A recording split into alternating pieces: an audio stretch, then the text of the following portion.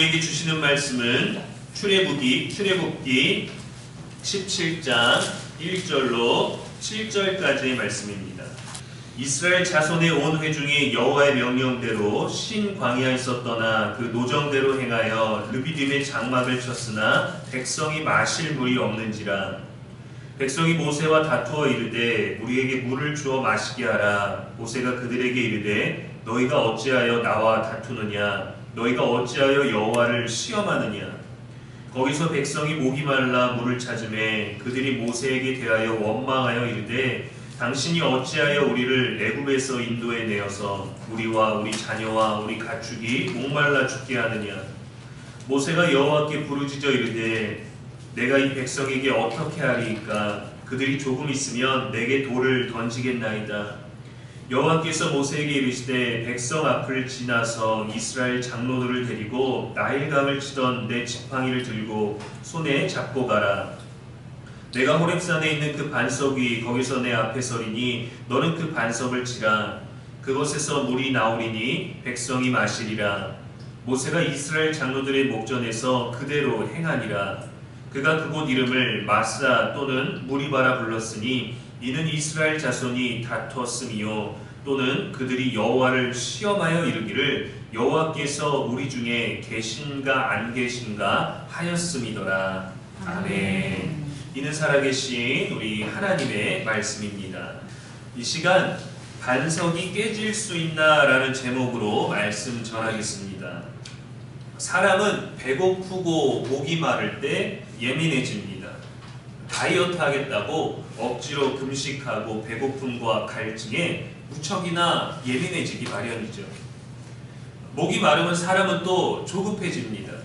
작은 일에도 짜증이 나고 별것 아닌 그것이 없어서 내 갈증을 채우지 못하면 또 마음이 거칠어집니다. 군대에서 행군할 때도 여름 땡볕에 무거운 무장을 가지고 걷는 것도 힘들고 발에 물집이 잡히는 것도 힘들지만 목이 마를 때가 제일 힘들고 앞뒤에게 예민해지죠. 등산을 하다가 중간에 물이 떨어지면 금세 불안해집니다. 오늘 본문에 등장하는 이스라엘 백성도 그랬습니다. 마실 물이 없어서 예민해졌어요. 광야에서 물은 단순히 목마름이 아니라 생존이고 생명과 직결되어 있죠.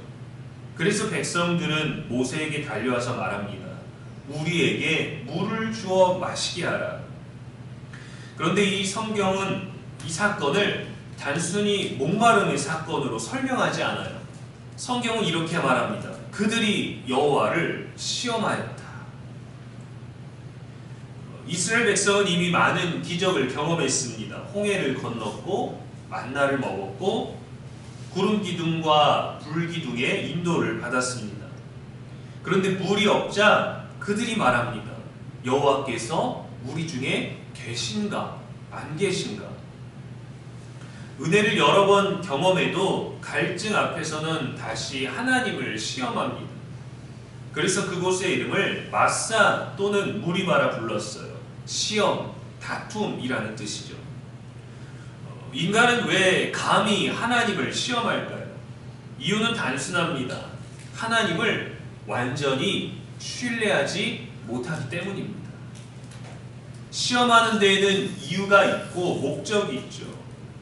연인이 사랑하는 사람의 마음을 확인하려고 시험하기도 하고, 학생의 학습 능력과 등급을 정하려고 시험을 보기도 하고, 상사에게 또는 회사에게 충성하는지 보려고 시험하기도 합니다. 광야의 이스라엘도 하나님이 계신지 모르는 것이 아니라 하나님이 지금도 함께 하시고 계신지를 의심했어요. 그래서 시험했어요. 우리도 그렇습니다. 하나님이 살아계심은 믿습니다. 그러나 어려운 일이 생기면 또 이렇게 묻습니다. 하나님 정말 지금도 나와 함께 계시는가? 그래서 인간은 하나님을 믿기보다 하나님을 시험해 보려고 합니다. 확인하고 싶은 거죠. 내 불안, 나의 예민함 때문에. 하나님을 시험하려는 우리의 목마름은 무엇일까요? 이스라엘은 물이 없어서 목말랐습니다. 그러나 우리의 목마름은 물이 아닙니다. 사랑이 없을 때 목마르고, 인정받지 못할 때 목마르고, 내 욕구대로 해야 될 때 목이 마르고, 미래가 불안할 때 목마르고, 내 곁에 있어야 할 사람이 없을 때 목이 마르고, 마음이 공허할 때 목이 마르고, 몸이 약할 때 목마릅니다. 형통한 듯이 감사가 많다가 무언가 하나 막혀버리면 갈증은 급격히 심해집니다. 하나님이 다 인도하셨어도 뭔가 우리가 인도받지 못한 그 하나가 우리의 가장 큰 목마름이 되죠. 그래서 사람은 계속 우물을 찾습니다. 그러나 아무리 마셔도 마음의 갈증은 금방 돌아와요. 하나님은 그 목마름을 해결해 주시려고 반석을 치라 하셨습니다. 내가 호렙산에 있는 그 반석이 거기서 내 앞에 서리니 너는 그 반석을 치라 하셨어요. 광야의 돌에서 물이 나온다는 것은 상식적으로 말이 되지 않죠. 반석은 어떤 것이었을까요? 히브리어 원어의 의미에서 보면 반석은 큰 바위, 절벽, 산의 돌을 의미합니다. 성경이 말하는 반석은 지나가다가 있는 큰 돌멩이가 아니라 절벽처럼 서 있는 거대한 바위였어요. 천재지변이 아니고서야 깨질 수가 없는 것이죠. 그런데도 하나님은 말씀하셨습니다. 그 반석을 치라. 거기에서 물이 나오리라.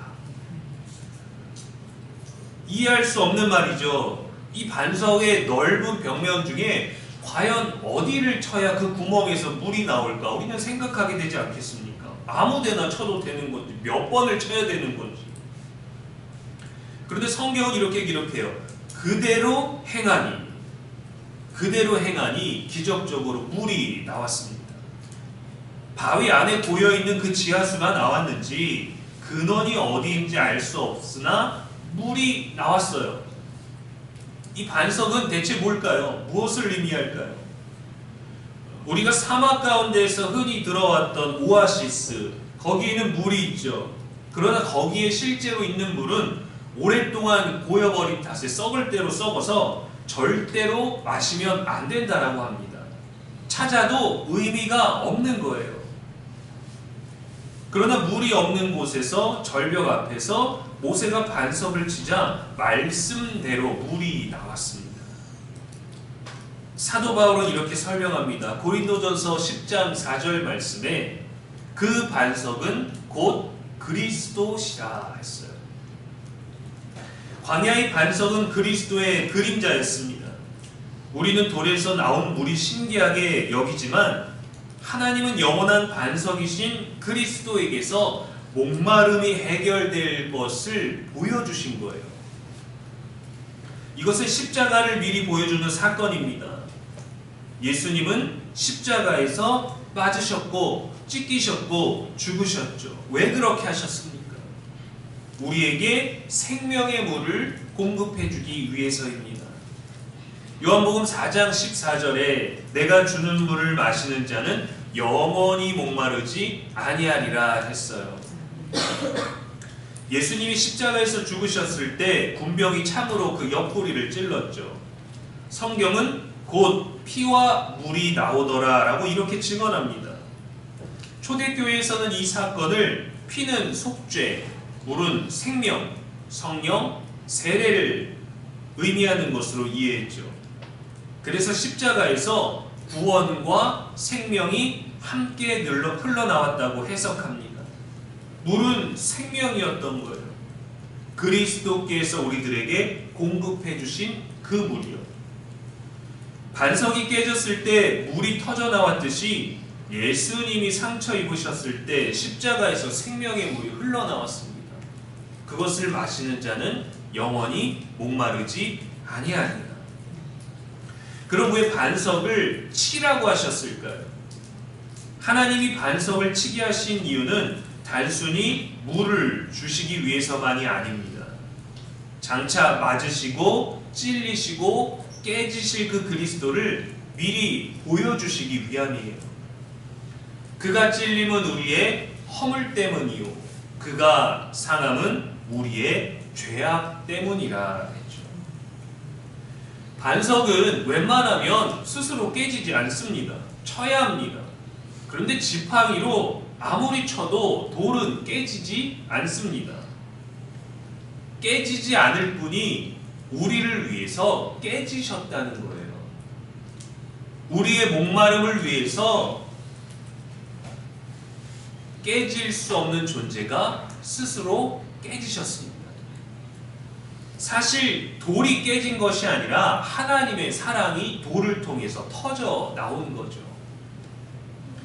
예전에 사역자들과 등산을 간 적이 있습니다. 올라갈수록 물이 떨어졌죠. 자기가 가져온 물과 수분을 공급할 수 있는 오이나 다양한 것들을 챙겨서 먹으면서 가죠. 그것을 조절해야 됩니다. 내가 무사히 도착할 때까지 말이죠. 근데 어느 한 분은 다급해서 목마를 때마다 물을 거침없이 마셨어요. 계속 물을 찾아서 나눠주다가 일행들도 물이 떨어졌습니다. 조금만 참자 하다가 나중에는 경치도 안 보이고 새소리도 안 들리고 그 맑은 모든 것들이 느껴지지 않고 오직 한 생각밖에 나지 않습니다. 물만 있으면 된다. 왜? 난 목이 마르니까. 경치 좀 보세요. 너무 좋지 않나요? 우리가 언제 이런 걸 볼 수 있겠어요? 너무 아름답지 않습니까? 그분에게는 관심이 없습니다. 마실 것도 없나요? 뭐 숨겨둔 거나 그거 조금만 주시면 안 됩니까? 사람이 목마르면 보던 것도 안 보입니다. 마음이 좁아지고 불안하고 예민해지고 한 가지만 보게 됩니다. 주변에 많은 사람들도 예민할 수 있어요. 주변에 많은 사람들도 힘들 수 있어요. 그러나 내가 예민해지고 내가 힘들면 내 것만 보이고 내 것만 생각하고 내 것에만 집중해 주길 바라게 되는 그런 이기적인 마음들이 우리 안에 있죠. 광야의 이스라엘도 그랬습니다. 홍해를 가르신 하나님도 만나를 주시는 하나님도 안 보이고 오직 물이 없네 이것만 보였어요. 사람은 목이 마르면 은혜보다 결핍을 먼저 보게 됩니다. 잘 지내다가 내가 예민해지면 나와 함께하는 사람들에게 예민하게 굴어요. 그리고 내 예민함을 받아주지 못하는 것 때문에 더 예민해집니다. 우리들이 젊은 시절에 우리들의 갈급했던 그때 우리는 얼마나 철없이 그랬을까요? 갈증이 문제가 아닙니다. 갈증 앞에서 드러나는 불신앙이 더 큰 문제인 겁니다. 사람은 물이 없어서 하나님을 시험하는 것이 아니라 내가 느끼고 있는 마음이 목마르기 때문에 그래요. 부족해서 불평하는 것이 아니라 하나님을 더 신뢰하지 못해서 내가 불평하게 되는 겁니다. 그래서 필요한 것은 능력이 아니라 물을 확보할 수 있는 그런 재능이 아니라 믿음인 거죠. 갈증은 하나님이 없다는 증거가 되는 것이 아니라 하나님을 향해 가야 한다라는 신호입니다. 그리스도를 향해야 되는 신호예요. 근데 우리는 물이 없고 목마르니까 나에겐 하나님이 없나? 일을 안 하시나? 라고 생각하게 되는 믿음이 옅은 때가 있죠. 사람들이 좋다고 하는 맑은 지하수를 찾는 것이 아니라 하나님이 말씀하신 반석 앞에 서서 그분의 공급을 받아야 합니다. 그래서 우리가 자녀들에게 신앙을 권면하는 이유가 그것 아니겠습니까? 세상을 살아봤지만 아무리 채워도 목이 마른데 너에게도 똑같을 것이고 그래서 나는 영원히 목마르지 아니하는 이 예수 그리스도의 생명을 신앙을 너에게 주고 싶다라는 것이죠. 사람은 목마를 때 하나님을 시험하지만 하나님은 그 목마름을 통해서 우리를 십자가 앞으로 부르십니다. 그래서 예수님 말씀하셨어요. 요한복음 7장 37절에 누구든지 목마르거든 내게로 와서 마시라. 성도는 이미 반석 앞에 서 있는 사람들입니다. 십자가를 알고 있습니다. 복음을 들었습니다. 믿기로 결단했습니다. 믿어보려고 나왔습니다. 들어보려고 나와봤습니다. 십자가가 뭔지 알고 싶어서 나왔습니다. 그게 뭘까 궁금해서 나오기도 합니다. 그래도 우리는 여전히 말합니다. 이런 일이 있는데 정말 하나님이 나와 함께 계신 건가? 아니면 잠시 부재 중이신 건가? 아니면 내 삶의 이 많은 일들 중에 이 부분만 신경을 안 쓰시는 건가? 문제는 광야의 이스라엘 이야기만이 아니라는 거죠. 물을 받은 뒤에도 불평했던 그들의 모습이 오늘을 살아가는 많은 그리스도인들에게도 남아있다는 겁니다. 그들의 문제, 우리의 문제가 아니라 우리에게 공급해 주실 그 하나가 있기 때문이에요. 그전에도 해결됐지만 여전하다라는 것은 그때도 찾았다는 것을 여전히 우리가 찾고 있고 그때 해결해 주신 것으로 여전히 우리를 해결해 주신다라는 신호입니다. 우리는 어떤 신앙의 모습으로 하나님을 시험합니까? 조건부 믿음입니다. 이 일이 해결되면 하나님 믿겠습니다. 또 결과 중심의 신앙입니다. 기도했는데 왜 안 들어주십니까? 열심히 살았는데 왜 이루지 못하게 하십니까? 이게 다입니까? 또 하나님을 증명하라는 요구입니다. 하나님이 정말 계시다면 보여주십시오. 증거를 내게도 좀 보여주십시오. 내 부모에게, 저기 있는 사람에게, 누구 집사님에겐 하셨다는데 왜 내게는 없습니까? 내게도 그것을 증명해 주십시오. 또 환경 중심의 신앙입니다. 상황이 좋으면 잘 믿고 은혜 받고 뜨겁고 상황이 안 좋으면 또 다시 의심하고 무너지게 됩니다. 어떤 모양으로든 하나님은 선하시고 위대하시고 우리는 어떤 모양으로든 이렇게 연약합니다. 그래서 유일하게 채울 수 있는 생명을 우리들에게 주시고자 늘 말씀으로 우리에게 다가오시는 거죠. 세상도 우리를 시험합니다. 예수님이 받은 시험과 동일합니다. 첫 번째 물질 시험이죠. 돌로 떡을 만들어라. 신앙보다 생존이 중요하다. 먹고 사는 게 먼저다. 생존과 욕망의 시험이죠. 두 번째 명예의 시험입니다. 성전에서 뛰어내려 봐라. 네가 믿는 자가 너를 지키지 않겠느냐. 보여줘라. 증명해라. 인정 욕구입니다. 세 번째 권력 시험입니다. 내게 절하면 다 주겠다. 목적만 있으면 방법은 상관없다. 성취 욕구죠. 우리들에게 오게 되는 이 다양한 시험의 깊이와 모양과 방법을 깨뜨리지 못하면 우리는 이 시험을 통과하지 못할 겁니다. 예수님은 하나님의 말씀으로 이 모든 유혹을 깨뜨리셨어요. 그분만이 할 수 있다가 아니라 그분은 그렇게 이기셨으니까 너희도 그렇게 이기라는 거예요. 말씀으로 이기라는 걸 보여주신 거예요. 나는 하나님의 아들이라 나는 말씀만 있으면 다 이길 수 있어가 아니라 나도 하나님의 아들인 나도 하나님 아버지의 말씀으로 이겼으니 너희도 그 말씀으로 이 세상을 이기라는 거죠. 세상은 우리가 더 견고하게 되라고 증명을 요구하지만 하나님은 우리에게 그러한 믿음을 요구하십니다. 말씀으로 이기는 삶, 예배로 이기는 삶 말입니다. 오늘 말씀은 우리에게 질문합니다. 당신은 반석 앞에서 믿는 자입니까? 시험하는 자입니까? 당신의 견고함이 깨질 준비가 되었습니까? 광야에서 반석이 깨졌습니다. 십자가에서 그리스도께서 깨지셨습니다. 그런데 깨진 곳에서 생명의 물이 흘러나왔어요. 죽지 않으면, 깨지지 않으면 생명이 나오지 않습니다. 그래서 신앙은 강해지는 것이 아니라 깨지는 겁니다. 점점 강해지면서 높이 쌓는 성장이 아니라 깨지면서 낮아지는 성숙이에요.